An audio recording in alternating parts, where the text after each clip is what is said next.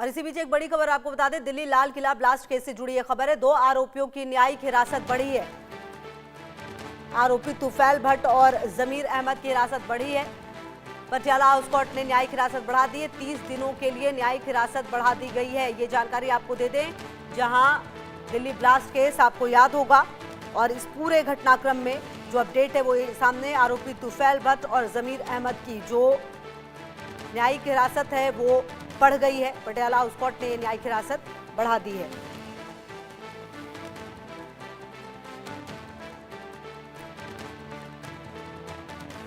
Delhi Lal Qila blast case, न्यायिक हिरासत जो है वो बढ़ गई है।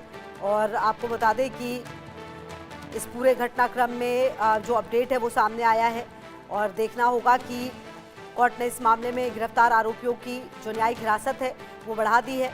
10 नवंबर 2025 को कार बम विस्फोट हुआ था, जी हाँ, और एनआईए ने लगातार इसकी जांच को बढ़ाया है। और इस पूरे घटनाक्रम में अपडेट यह है कि 30 दिनों के लिए जो न्यायिक हिरासत है वो बढ़ी है। आपको बता दें, अब तक एनआईए ने इस मामले में 11 संदिग्धों को गिरफ्तार किया, जिसमें हाल में जम्मू कश्मीर से पकड़े गए तुफैल अहमद भट्टर और जमीर अहमद आंगर भी शामिल है। संभव मेरे सहयोगी ज्यादा जानकारी के लिए इसी खबर पर मेरे साथ जुड़े हुए हैं। संभव, इस पूरे घटनाक्रम में 30 दिन की न्यायिक हिरासत और बढ़ी है। जम्मू कश्मीर से ये हाल के दिनों में पकड़े गए थे तुफैल अहमद भट्ट और जमीर अहमद अंगार, क्या जानकारी मिल पा रही है संभव? जी बिल्कुल, देखिए दिल्ली की पटियाला हाउस कोर्ट जहां पर ये पूरा मामला चल रहा है, एनआईए नेशनल इन्वेस्टिगेशन एजेंसी इस पूरे मामले की जांच कर रही है। यहाँ लेटेस्ट अभी दिल्ली की पटियाला हाउस कोर्ट से ये है कि ये तो जो आरोपी हैं जिनका नाम है जमीर अहमद और तुफैल अहमद, ये दोनों आरोपी, इनको अरेस्ट किया गया था और उससे पहले भी इनकी न्यायिक हिरासत बढ़ाई गई थी और एनआईए ने आज इन्हें पटियाला हाउस कोर्ट में प्रोड्यूस किया और 30 दिन की न्यायिक हिरासत जो जुडिशियल कस्टडी है उसमें इन दोनों आरोपियों को भेजा गया है। और लेटेस्ट इसमें यह है कि टोटल जो 11 आरोपी हैं एनआईए लगातार जांच कर रही है। और इसके साथ साथ चूंकि ये पूरा जो मामला है, दिल्ली ब्लास्ट मामला 10 नवंबर को ब्लास्ट होता है लाल किले के पास, उसके बाद से लगातार अरेस्ट होते हैं।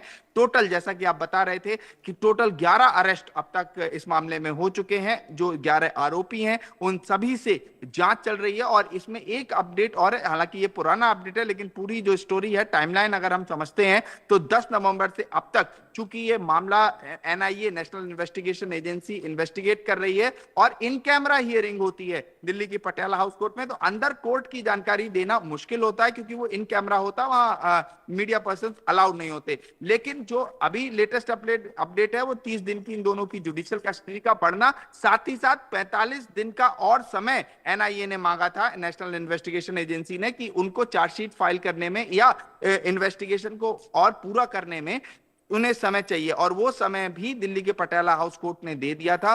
तो 45 दिन का और समय है। इस समय में 11 जो आरोपी हैं उनसे लगातार जांच हो रही है, पूछताछ हो रही है, एनआईए जांच कर रही है और जांच के बाद जो अपडेट निकल के आएगा वो चार्जशीट में निकल के आएगा कि एनआईए ने किस तरह से पूरे कनेक्शंस जोड़े और वो एक ऑफिशियल वर्जन होगा। जो चार्जशीट होती है, जो प्रोसिक्यूशन कंप्लेंट या आरोप पत्र जिसे कहते हैं, जब आरोप पत्र तय होगा, दाखिल होगा, तब चीजें और क्लियर होंगी कि किस तरह से एनआईए ने पूरी जांच की। फिलहाल जो अपडेट है पटियाला हाउस कोर्ट से वो ये है कि सभी आरोपियों से जांच पूछताछ चल रही है। एनआईए समय समय पे पटियाला हाउस कोर्ट में अपडेट करता है क्योंकि भारत में रूल ऑफ लॉ चलता है, ट्रायल कोर्ट में मामला चलता है, पटियाला हाउस कोर्ट में ये पूरा मामला चल रहा है, स्पेशल एनआईए कोर्ट में ये पूरा केस चल रहा है। आज 2 आरोपियों को और 30 दिन की जुडिशियल कस्टडी में भेजा गया है। तमाम आरोपियों से जांच के बाद एनआईए जब ऑफिशियल वर्जन में अपनी चार्जशीट आरोप पत्र दाखिल करेगी तो चीजें और क्रिस्टल क्लियर होंगी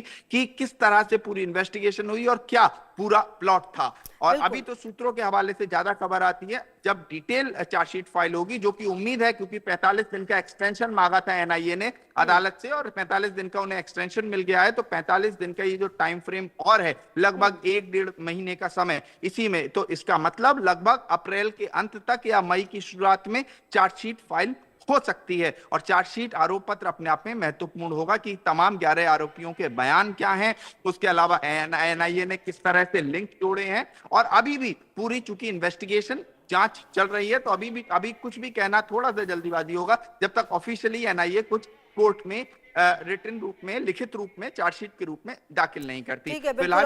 और संभव सही बड़ी बात यह भी है कि इस पूरे घटनाक्रम में जो मुख्य आरोपी डॉक्टर शाहीन सईद, डॉक्टर मुजम्मिल शकील और जो तमाम नाम सामने आए थे, वो लोग भी हिरासत में लगातार है, उनसे भी लगातार पूछताछ हो रही है।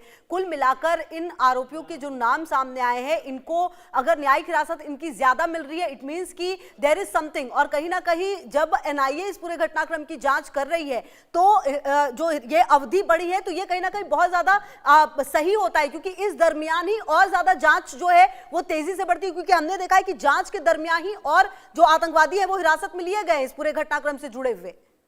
जी बिल्कुल, देखिए ये दो अरेस्ट जिनको आज 30 दिन की न्यायिक हिरासत में भेजा गया है, ये रिसेंट अरेस्ट हैं। इसके बाद इन्हें पेश किया गया, पेश करने के बाद पहले एनआईए की कस्टडी मिली, फिर उन्हें न्यायिक हिरासत में भेज दिया, और जब उनकी न्यायिक हिरासत पूरी हुई तो